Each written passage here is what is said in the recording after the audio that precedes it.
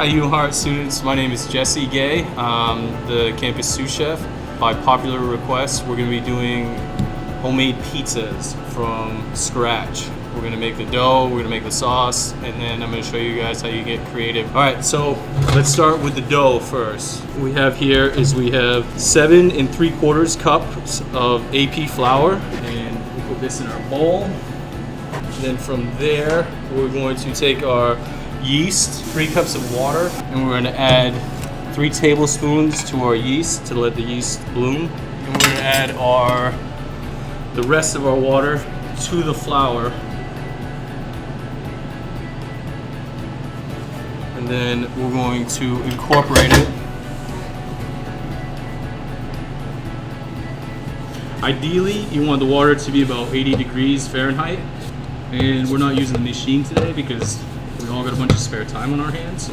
And then we're going to cover it with plastic wrap and then let it just hang out and let the flour hydrate. And then I'm going to show you guys how to make pizza sauce. You can cook the sauce down, or you can just blend it and use it fresh. We're going to add some DOP tomatoes. This is from a certain region in Italy. If you're at home, you can use any plum tomato you can find to our food processor. To that, we're going to add some chopped garlic. I'm going to add some chopped onion, some oregano. You can use fresh or dried. So like that. So I'm going to take it, I'm going to pulse it.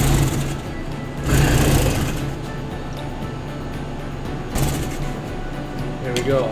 So then we'll have some pretty cool pizza sauce. Alright, so once you've let the dough rest for about 20 minutes, and you're going to add your yeast, and then we're going to take and we're going to sprinkle our salt right on top of that.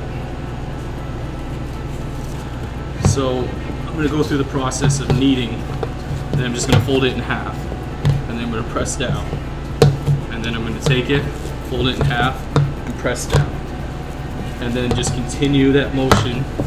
One like the old school tricks to find out if your dough is ready is to press your thumb into the ball, so you can see how fast the dough is coming back, springing back. This makes about 5 pizzas. So we're going to take our flour, and we'll split our dough into 5, and then just gently roll the dough ball. And then there you are. You have 1 dough ball of pizza. You're gonna let this sit overnight. Make sure you put it in a well-floured pan and cover it with plastic wrap. This is some pizza dough that I made yesterday. From here, we're gonna take our 1 pie.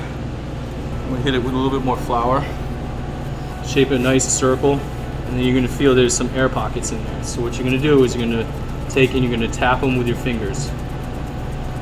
And then we're just going to slowly form it. Don't worry about forming the center so much as the sides. The center will do its thing.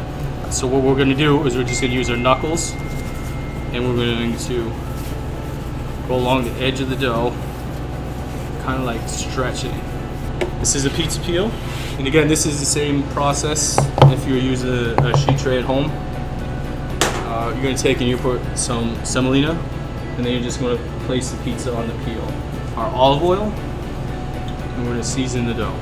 Each of my pizzas are like snowflakes. None of them are really the same, so this would be great. I'm going to take them and sprinkle salt over the whole thing, and sprinkle some oregano. Sauce here, a little chunky. There's my phone. And you want to go pretty close to the side of the pizza. So you're going to have crust, don't worry about it. Okay, so once you have your sauce pretty well laid out, mozzarella. And then to make sure that your pie doesn't stick to the pan, what you're going to do is you're just going to give it a little shake. At home, I would do a 400-degree oven for about 10 minutes. And then your pie should come out great.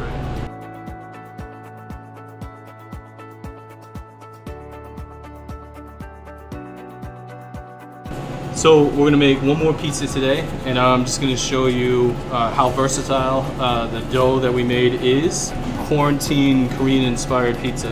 So for this one, I'm gonna use some toasted sesame oil. I'm gonna take some togarashi. So what togarashi is, it is the spice blend. They'll serve you a lot at like ramen places. Sesame seeds, and chili flake, and orange peel. I'm gonna sprinkle that all around it. I'll take some gochujang, which is fermented chili paste. I'm gonna try to, again, like with the traditional pizza sauce, I'm gonna try to get it as close to the edge without really ruining my crust as possible. This is some Korean barbecue marinated chicken thighs. Again, I'm not gonna wanna put too much on top of the dough, otherwise it won't cook. We're gonna add some kimchi, a few red peppers, and some red onion. All right, and then this pie's ready for the oven. So here we have a traditional cheese pizza, and we have our Korean-inspired gochujang and Korean barbecue chicken pizza. I topped it with a little bit of cilantro and green onions. And like I said, you can be as creative as you want to be. And please tag us if you post these on Instagram or any other social media at UHART Dining. And yeah, have fun.